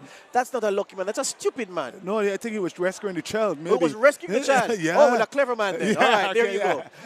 I think that's what he did, so he's a hero. Yeah. But number 4, I want you to look at number 4, the leader, and look at his response when he's challenged. He did not respond. The horse shut down. Look at him. The horses are off the bridle. He gets challenged now, and look at him. Still not moving. He's still in the wine glass position. Yeah. Now he tries to go, but look at him. Oh, no. No response. Absolutely. The horse seems to have shut down immediately because the jockey is not giving him anything. Remember, though, these are apprentice jockeys. There's no drawing for the whip as he's fading into 3rd place. No assistance from the saddle for number 4, Spending Money. Now, young Kelly will need to look back at this race and see what he did wrong. No condemnation. It's just highlighting what went wrong. He will need to look back at this race, be shown this race to say, this is what you do. You're in front. You're traveling well. You are challenged. You need to get your horse to give you some more. And I'm afraid that Spending Money did not get much assistance from the saddle from young Kelly this afternoon. Hopefully, he will learn from the experience. Fading back into 6th place from being in the lead around 2.5 furlongs out. Yep. From the finish, yeah. Absolutely no response. Anyway, it's not about him. It's about number 3. Chase is the jockey, a 3-year-old bay gelding, Almadoro. The milk made by Foxcoat, bred by McDonald Stevenson, groomed by Richard Selman Jr., owned by Mr. Brain. And Milk for You comes into the winner's enclosure, the unofficial winner. Ubuntu is second. So we've been talking about those two horses a lot, and we spoke about them a lot in the preview. And Curfew ran a very good race, called surprising all of us to get third place. And the star contender was fourth, number 13. The leader, being led in right now, Milk for You. And no spilt milk here. No spilt and Merry milk. Christmas to the connections of Milk for You. Really enjoyed watching that ride and that display as they warm us up well for the other feature of today's race card, which will be race number 8. But I'm really happy for this horse and the connections. Yeah, young Kimara Kelly winning, and what better day to win a race, winning in front of a big Boxing Day race day crowd here on Barbados Lottery Race Day here at the Garrison. Thanks, of course, to our friends at Barbados Tourism Marketing Inc., BTMI, for their support with our coverage here at the Garrison. Of course, there's lots of activity on the infield there. I can see why a youngster would be so enthusiastic to get across there. We've got jumping tents, we've got merry-go-rounds, all kinds of games are going on, and all sorts of festivities and activities on the infield right now. I wonder if Mr. Producer can give us back that section of the race where the child wandered onto the track, because I think it's a moment we need to highlight, Salt, because I really have seen this. Of course, in Jamaica, at Cayman Park, nobody walks on the track when races are being run. I see it in several jurisdictions, especially in the Caribbean, where people wander onto the racetrack. It's against the rules here at the Garrison, of course, but sometimes adults do it, teenagers do it, and people, children do it. And in this instance, we thought the man was running across the track, but the man actually saved a life, because if these horses galloping at 30-odd miles per hour had trampled that child, it would have been game over, and it could have sparked a chain reaction of falls. So it bears looking back again, and you eagle-eyed with your eagle eyes, Soul, spotted that it wasn't an adult running. Look at this. Well, this was before. This was just before. after. So right. So if we let it run from here, look at that. Yeah. There was a child walking across the track. Yeah. And the man ran across. And oh my God. Yeah. Thank you to that gentleman Thank for you very being much, so yeah. alert. It would have changed the entire tone of this Absolutely broadcast. so. Absolutely so, sir. Absolutely so. All right, so race 7 is History. Number 3, Milk for You, the winner. Beating unofficially, number 2, Ubuntu. Number 5, Curfew, was third. And the 4th horse past the post was number 13, Star Contender. We take a break. And when we come back, it's the big one, the Barbados Lottery Trophy. Some of the best horses in the land. In fact, the horse who's rated as the best horse in Barbados at this time is listed among these starters. And we're going to give you a proper build-up to the big race for today.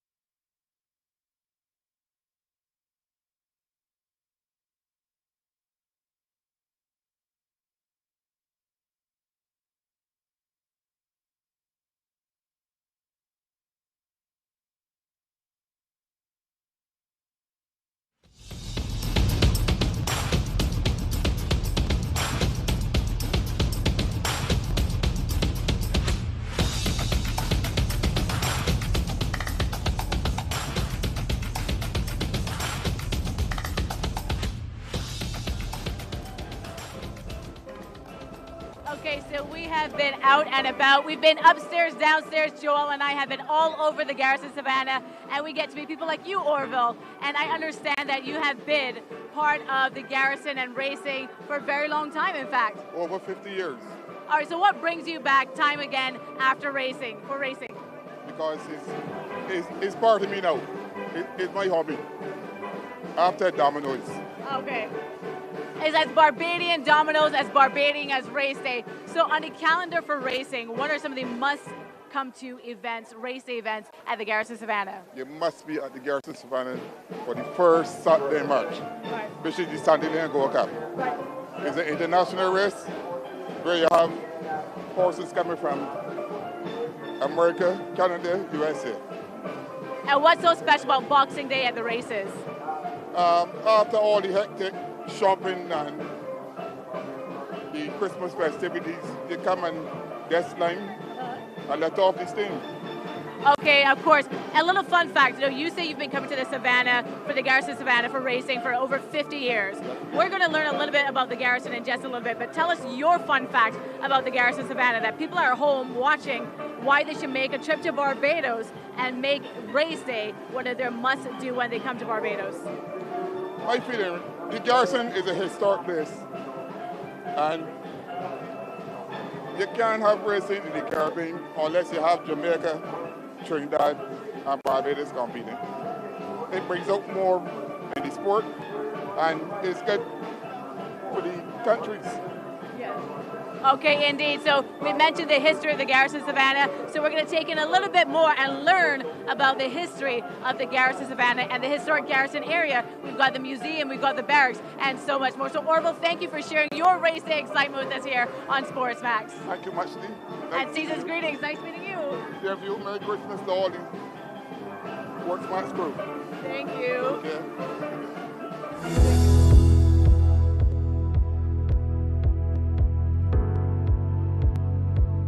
Welcome everyone to the Garrison Savannah, home of horse racing right here in beautiful Barbados. In fact, the Garrison Historic Area is located on the outskirts of Bridgetown, which is the capital of my home country, Barbados. And we're so pleased to welcome you here. In fact, we have people fly in from all over the world to spectate, to enjoy, and take in horse racing right here. The track is being prepared because we are gearing up and getting you ready for Boxing Day at the races. One of the most prolific, definitely one of the most exciting events on the horse racing calendar. A lot of people come here. You can sit on the box, you can stand on the outskirts. You have a great time, food, drinks, and of course the vibes of Boxing Day. In fact, horse racing has been taking place in the Garrison since the British had a garrison station right here. So you know how long that has been. So the Garrison Savannah is not only renowned for horse racing, it's a great place for fitness, recreation, and a whole lot of learning. The Garrison Historic Area is home to the Clock Tower, also the Barbados Museum, so all around us, history lives. And it's a great place to come with your family and friends to have a fantastic time and also learn about the history of Barbados.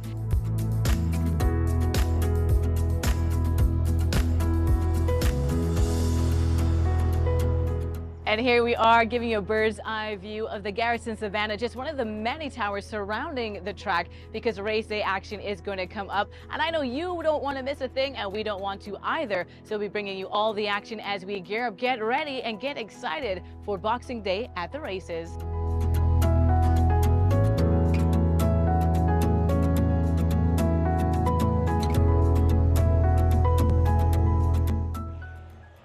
Yep.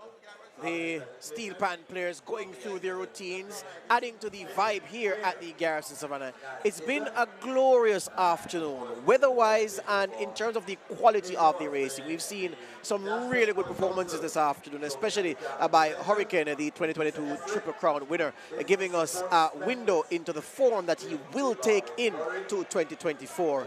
And we are building up to the best race on the card this afternoon, the Barbados Lottery Trophy. On the screen, that's Naz Issa, the trainer, who won the race, whose horse won the race just now. Milk for You receiving the trophy for the previous event, the National Sports Council Trophy handicap.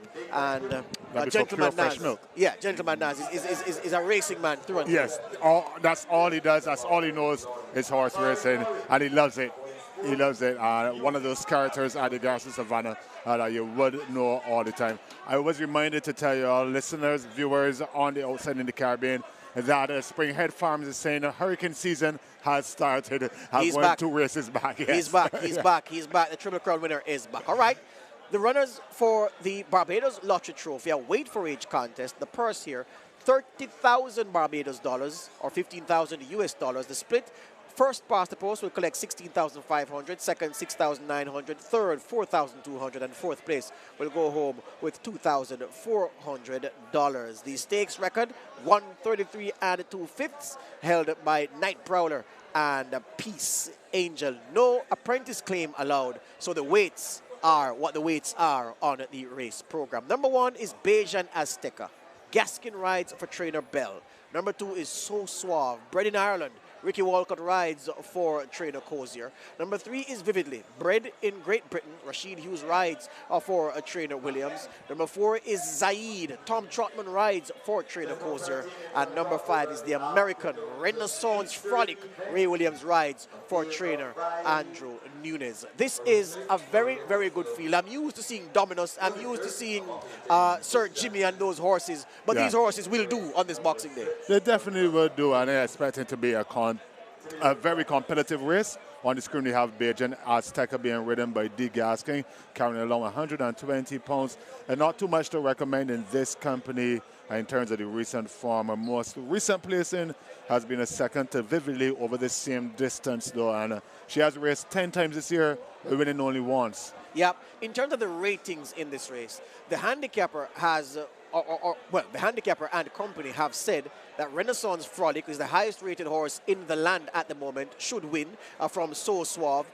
Bajan Azteca, based on the rating, should not land a blow, but that's not how racing works, we know. But I suspect that Bajan Azteca will have to await easier opportunities. The horse on screen is So Suave, who was involved, Salt, in a ding-dong battle with Renaissance Frolic the last time these two horses were at the races on November 30, over 1,570 meters, which is today's strip. They went nip and tuck down the stretch, and in the end, So Suave failed by a neck to grab Renaissance Frolic in that event. They've changed the jockey. Some would say they've upgraded from young Daniel, who's a very good young rider, to Ricky Walcott, who's a general jockey. And they're saying that in the hands of Ricky Walcott, I hear the fans here saying that So Suave is going to turn the tables on Renaissance Frolic. I wouldn't be surprised, especially given the tone of the Garrison Savannah today with Ricky and Rashid Hughes in such a tight battle. As I said, second last time, beaten by Renaissance Frolic. Here's number 3.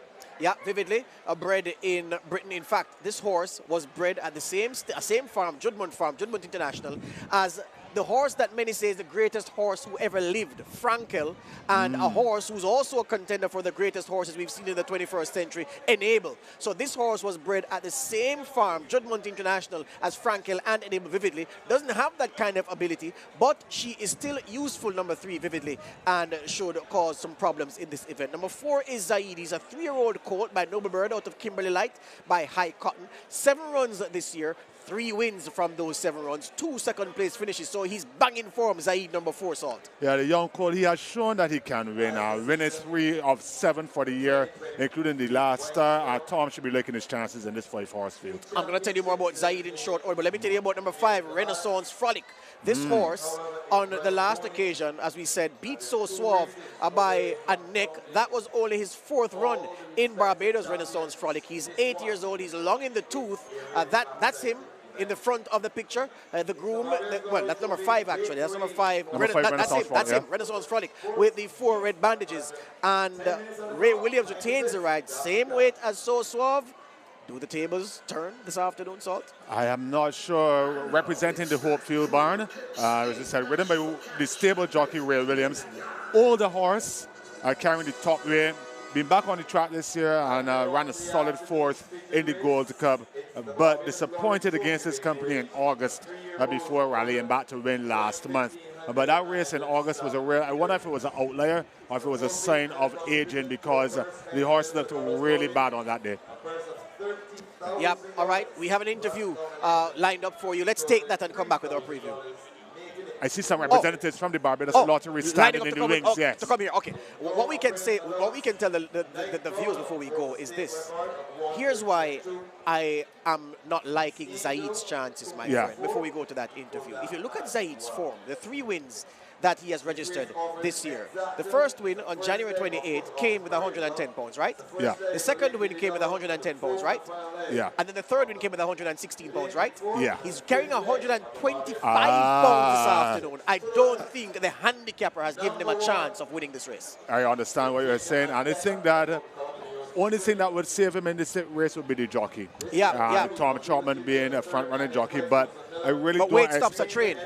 Weight stops a train. Weight stops a train. Yes, and to have to catch up to the likes of Beijing Aesthetica and Renaissance Frolic, who I expect to take the pace out today. Absolutely so. He beat Jocular the last time on getting 11 pounds. Then when he beat So Suave, he was getting 18 pounds. Then when he beat Milos, he was getting 17 pounds. So he has to be getting a lot of weight from the principals in the race to be seen to best advantage. And I think that today the weight has caught up with Zaid, and he may have to wait a while to get the victory done. All right, so we are at race 8. It's the 179th race of the year. It is the final race day in the 3rd and final racing season in Barbados here at the Garrison Savannah. And what a spectacular way to close what has been a very, very good racing calendar year. The new racing season in 2024 will start on January 6th. Yes, and the fact of the matter is that we are talking about a racing jurisdiction that has something special for you if you travel from within Barbados or if you travel from far overseas to come and enjoy the racing. Speaking of racing and everything else, we are talking now with Julian King. He's the marketing manager for Barbados Tourism Marketing Inc. Barbados Lotteries, beg your pardon. Barbados Marketing Inc. are our good friends, but this man is part of the sponsorship group responsible for this race day, because today is Barbados Lotteries race day presented on Boxing Day, and Julian King is the marketing manager for Barbados Lotteries. Julian, we're playing the numbers, we're playing the margins, and we're enjoying ourselves doing all that and enjoying glorious racing in very good weather at one of the most historic racetracks in the world. Yes.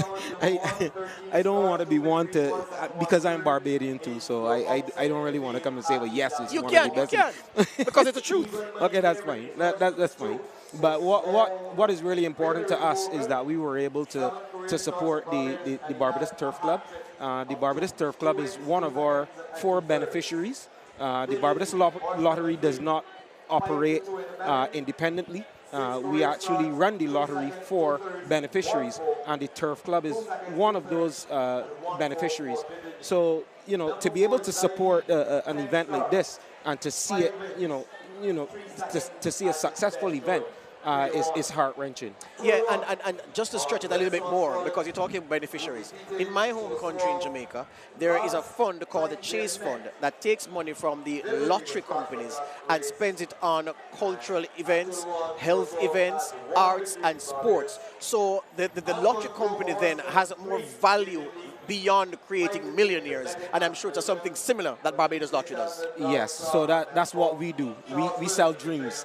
We sell ideas, we sell concepts, and when the Turf Club called on us and said, we have an event, it was an opportunity for us to partner with them and to be able to see them, work their magic. We have no idea what it takes to put on an event like this. And if the Turf Club calls us and says, well, lottery, we need, some support here, we are going to deliver. Absolutely so. You've been here since the first race, have you? Yes, I have been. And based on your assessment, you've seen 7 races so far. So you've seen races 1 through to 7. We're at the 8th race now. Based on what you imagined today would have been, and based on what today has been, how far apart, if at all, have your expectations been from what you've actually seen? Chalk and cheese. What I'm seeing here today is closer to a Gold Cup event, and I am elated to be a part of this. Julian, it must be the team, when the team have been talking to you today, it must be a sense of pride about the decision to align your brand with the Turf Club, given of course the relationship that you have in the background. But you must have felt that already that you picked a winner when you decided to go all in into supporting this race day on Boxing Day. Yes, the I thought it was a no-brainer. The Turf Club is definitely one of those beneficiaries that we are going to do whatever it takes, to make sure that, we can support youth, sports, and culture. This is sports. Racing is definitely something that we need to. I worked for a company prior, and they were involved in polo, and I saw polo rise from having spectators of 50 to spectators of probably 500-600 people at polo. Horse racing off the jump was always one of those events that you will have spectators. It is a spectator sport. People that come out are race enthusiasts. It's not a case where you can come here and just see people who are, I just wanted to leave home. No, these people have a vested interest. And, I am just happy to be a part of the execution, to thank the team here at the Barbados Turf Club, Rosette and her team, everybody for pulling this together. It's just an amazing event, and I'm sorry that everybody could not be here, but it is an amazing event. Well, Julian, I want to say to you as we close that you are about to put yourself in trouble, because based on what you've done with Barbados Lottery supporting today's Boxing Day race card, you're putting on a race day that is posturing as if it wants to rival the Sandy Lane Gold Cup Day in terms of excitement and crowd. And people may be saying, hey, you're treading on dangerous territory. You want to be number one. But I'm sure that everything the lottery does, it wants to be number one. And that the turnout you've seen here today encourages you to support this race day in the future, however many times the Barbados Turf Club may call on you to give them that support. Yeah, chalk and cheese. We are not trying to rival the Sandy Lane Gold Cup. We'll never try to do that. Sandy Lane Gold Cup has its place. That is the inaugural. That's the jewel in the crown. Yeah. We will never try that. But we are thankful for for Sandy Lane for coming and setting the stage so that we know what we need to do to put on a race event like this. Excellent. Julian, job well done so far, and I hope you'll be back next year. All the best. Thank you very much. Good. Julian King, the marketing manager of Barbados Lotteries. Let's go to the commentator. Honestly, on paper it's very hard to pick a winner as a distinct advantage. I think everyone comes into this race pretty much, with the exception of Beijing, Stagger, who has had a little bit of a setback. Returns to racing here in tough company, but on paper I think it's a very competitive race, and I think it's going to come down to just who gets the best trip. Well, for your sake, I hope So Suave gets the job done, because then it will mean the Jockeys Championship will come down to the very final race. All right, so back with us at the Garrison Savannah, the Barbados Lottery Trophy. I want to give you the betting on the board. Yeah. Number 1 is at 13-1. That's Beige and Azteca. Number 2, So Suave, is at even money for So Suave. Number 3 is at 2-1, Vividly, getting very strong support, Vividly. Number 4, Zaid is at 3-1. Let's go to the start. They're racing, and it's an absolutely level beginning. So Suave is smartest away, and she's in the middle of the course down the inside. Beige and Azteca, Vividly pulling double down on the outside. It is Renaissance Frolic, and Zaid has on to pass with just about a circuit to go. And it's on the outside Renaissance Frolic, and on the inside Beige and Azteca. On the rails is Vividly, between horses is So Suave. On the outside of that one is Zaid. As they head towards the 5-furlong marker, the opening quarter, 26 flat. And Beige and Azteca is the leader, in front by 2. From on the outside, now going up to press this, you again Renaissance Frolic. There's a break of about 3 lengths to Vividly, and So Suave, who races the team, and Zaid remains the back marker. They're round the far turn and head up the hill towards Brigade House after opening half of 50-3. And Renaissance Frolic has gone on and opened up a 4-length advantage to Beige and Azteca. So Suave has begun her run. Zaid under the pump, Vividly hard ridden. They come inside the furlong marker. And it's Renaissance Frolic who's in front by a length and a half from on the outside. So Suave, vividly trying desperately to close. Zaid has had enough, and so too has Bajan and Saka. And there are no more turns, and Renaissance Frolic has come to the front. On the inside, vividly trying to close. So Suave on the outside runs battled out. It is Renaissance Frolic on the left-hand drive.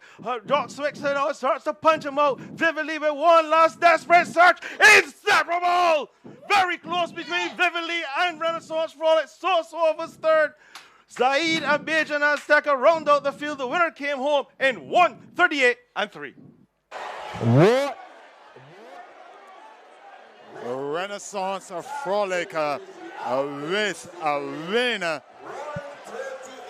1:38 and 3 under Ray Williams. Excellent stretch driver, holding off Rashid Hughes, who came into this race one win ahead of the other contenders. So Suave's the jockey, Ricky Walker. Congratulations to Rashid Hughes, though, who may very well be taking home the Jockeys Championship for 2023. But let's not forget the winner, the old dog himself, Renaissance Frolic under Ray Williams, carrying the top weight, taking them from pillar to post from the time the gates opened. Renaissance Frolic and Bajan Azteca taking the charge. Are we going to the replay here right now? They told me upstairs we have the replay. And let's look at the last 2 furlongs of this race. Renaissance Frolic is leading them around there by the 2 furlong pole here. We can see horse number 2.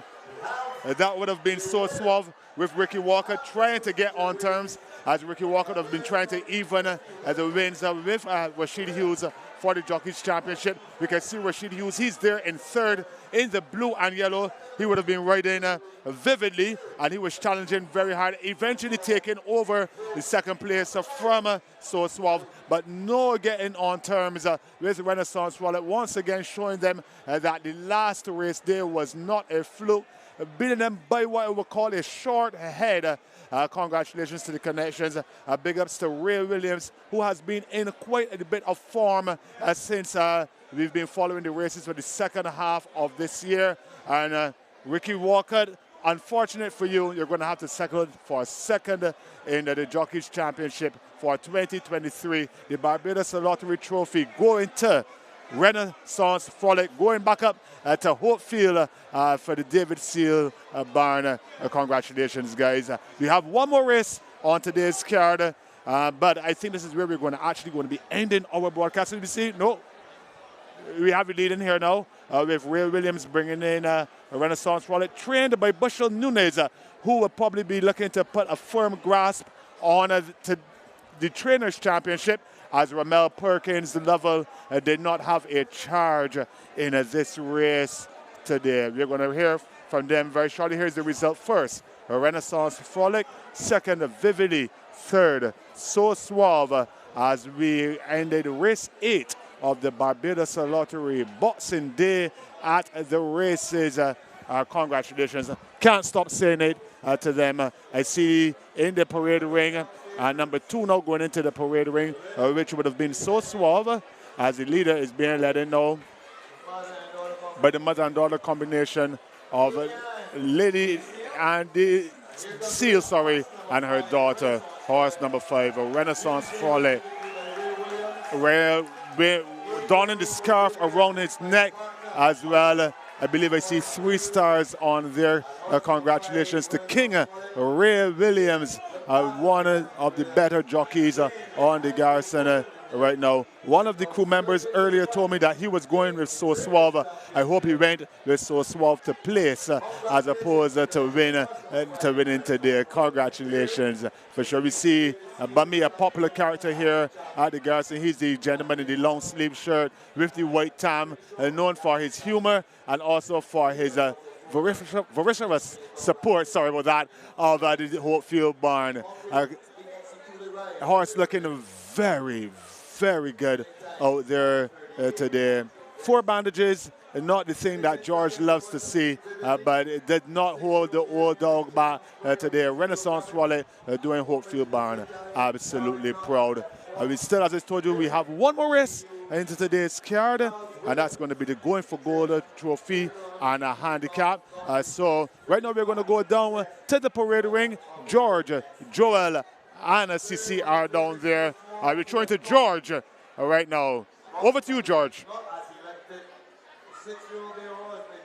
Oh, okay. Sorry, we're throwing to George. Saw him there ready and looking all resplendent in his suit down there. A lot cooler conditions as his sun has gone down here at the Garrison Savannah. As you know, in Barbados, it starts to get a little darker around this time of the evening. It's 5:30, 28 minutes now before 6 o'clock. But the crowd has built here for today's final race day of the year 2024. We will be back in January as we resume 2023. Sorry, we'll be back in 2024 for the first race day. I believe it's on January the 20th or the 19th. I cannot be sure, but I see George lining up with the champion jockey, Rashid Hughes. I think this is going to be his 6th title for such a young man that he seems a little bit shy, camera shy today, probably off to celebrate and make sure that everything is all well and good. We're going to toss over to Mr. George Davis, the real horse racing expert. Over to you, George. All right, so a thrilling finish to the feature event here on Barbados Lottery Race Day. Absolutely brought the house down, the finish did, vividly on the outside, diving at the death. But Renaissance Frolic had done just enough to escape the clutches of the fast closing leader. The jockey is going to be talking to me just now, the tall man, Ray Williams. Congratulations, Jock. Thank you, boss. Thank you. Take me from the gate. First of all, I want to say thanks to my Lord and Savior Jesus Christ for taking me around here safe and for this opportunity. The plan was, I knew they had a bit of speed on the inside, so I knew he doesn't need the lead. He's not a crack front runner, so I planned to just let him break, let him see where he's comfortable. And I always thought that maybe the horse would clear away, but he got so close to them, he was just kind of fighting me the whole way. So I took the initiative. I thought it was the best horse in the race, so I rode him like that. And I also put him in front. He relaxed beautifully. He cleared away from the field, so I was just hoping that when I asked him for again, he would give me the confidence to go on again, and that's exactly what he did. So down the back stretch, I saw him, well, he runs with his head carried high, and I saw him almost as if he wanted to go faster than you were allowing him to go. He was pulling you. Yeah, he was ripping on my shoulder right now. He's a little sore, and he's not a horse that you can take a lot of holds on, because he's kind of finicky with his mouth. So the more you hold, the faster you go. So it's just kind of be soft with his mouth, and hopefully he listens to you on that day. Down the stretch, Vivian was coming up on your inside. I don't know if you closed the space, but he came outside, and that eventually cost him the victory because he ran out of ground to catch you. Yes, yeah, I saw him. I saw Swab on the outside of me first, so I just kind of wanted to trick him to make him think I was going out, and as soon as I tipped out, I came back in. So I knew I wanted to get back on the rail as quickly as possible while being safe as well. So I didn't want to cut out a rider, so I just took back the rail as early as possible, just so that someone coming will have to go around me. It would look bad if someone came up the rail and beat me. So. Beautiful display in the saddle once again. How would you assess the 2023 that you had? It's been a wonderful year. Sir David has put a lot of confidence in me to make me his first call rider. So thanks God again for that. I can't be more happy for him to give me that opportunity. And obviously some things didn't go as I planned. I had the favorite in this fast sprint and he didn't come out on top, but I came back and won the Derby. So, God lets things happen in the right time for the right reason. So I can't complain. It's been a really good year for me. And looking forward to 2024? Definitely. Hopefully I can win the championship next year. Congratulations. Thank you, boss. Good. Ray Williams there with an expert show. You can go, my friend. She's going to come in the shot right now. Thank you very much. All right. So here we are at the end. And Joel has a personal story to tell about Ray Williams. Tell us. No, it's very interesting because, when he was growing up, he was actually into cricket, Ray Williams. And it was a case where, actually I used to coach Ray. You used to coach Ray? I used to coach Ray, not that I am the best of coaches, but you're a good coach. We had that relationship because, we went to the same secondary school as well. So honestly, it's amazing just to see. Which school? Queen's College. So it's just amazing to see how far he's coming. Every time I come out to the race, it's just a joy to see, he's performing, he's getting better, I'm looking forward to because talking about that championship. And there's also that rivalry coming up for the Sanderling Gold Cup as well. So honestly, it's how far he's coming, where he can get to, honestly, one just never knows. CC, a beautiful day all around. day. And I remember him from last time, such a humble, wonderful young man. And it's always great to see when people like that. And you know, sometimes you don't find your path in life. You try this, you try that. And I think he definitely has found his passion and path in life. And like you mentioned, Joel and George, looking forward to the Sandy Lane Gold Cup. You know, SportsMax back again in January for Sailing Week. Barbados is the place to be. Lots of action going on, lots of sporting action. And we definitely had a great time here at the Garrison Savannah. And Joe, I know you don't want to go without saying thanks to Barbados Lottery for putting on a grand race day. You know, honestly, it's just amazing that, you know, the sponsors come on board and really elevate the spectacle that we have here at the Garrison Savannah. Honestly, it's like a case of you know that people will come out, but what will they be treated to? And the Barbados Lottery, by, you know, being a part of the sponsorship alongside the Barbados Turf Club, alongside the BTMI as well, you know, honestly, it's amazing that they've all come together, and honestly looking forward to what racing can evolve into, because obviously, you know, we have the light snow, and it's a case of, hey, we're seeing slow strides being made. Actually, not even slow strides, amazing strides being made in horse racing. So honestly, the partnership that the Barbados Lottery has alongside everybody else, honestly, just fantastic. And I just look forward to what will happen in horse racing in 2024 and beyond. And CC, I have to say that I suspect that racing is now your favorite sport. It is definitely up there for sure. And I know Joel didn't notice it, but his pun in slow strides, I wanted to say well done in your pun with the slow strides. And, you know, coming down that last home stretch, we're definitely looking forward to more. And 2024 will be an exciting race calendar. We've got so much going on, again, in sports in Barbados. So definitely cricket used to be, you know, slowly is getting up there. Horse racing is getting up next to cricket for me. Absolutely. So, well, on behalf of a crack team here working for SportsMax on this broadcast, the people behind the scenes have really been tremendous. We started several race days ago. It was a little bit dicey, but I think we found the formula, and our head of production, Kerry Gibbons, and the team must take a lot of credit for finding the sweet spot in the coverage for us to bring the best of ourselves and the best of Barbados to you through your TV screens or through the screens of your smartphone. George Davis here on behalf of an outstanding lady, Cece, an outstanding gentleman, Joel, saying bye-bye from the Garrison.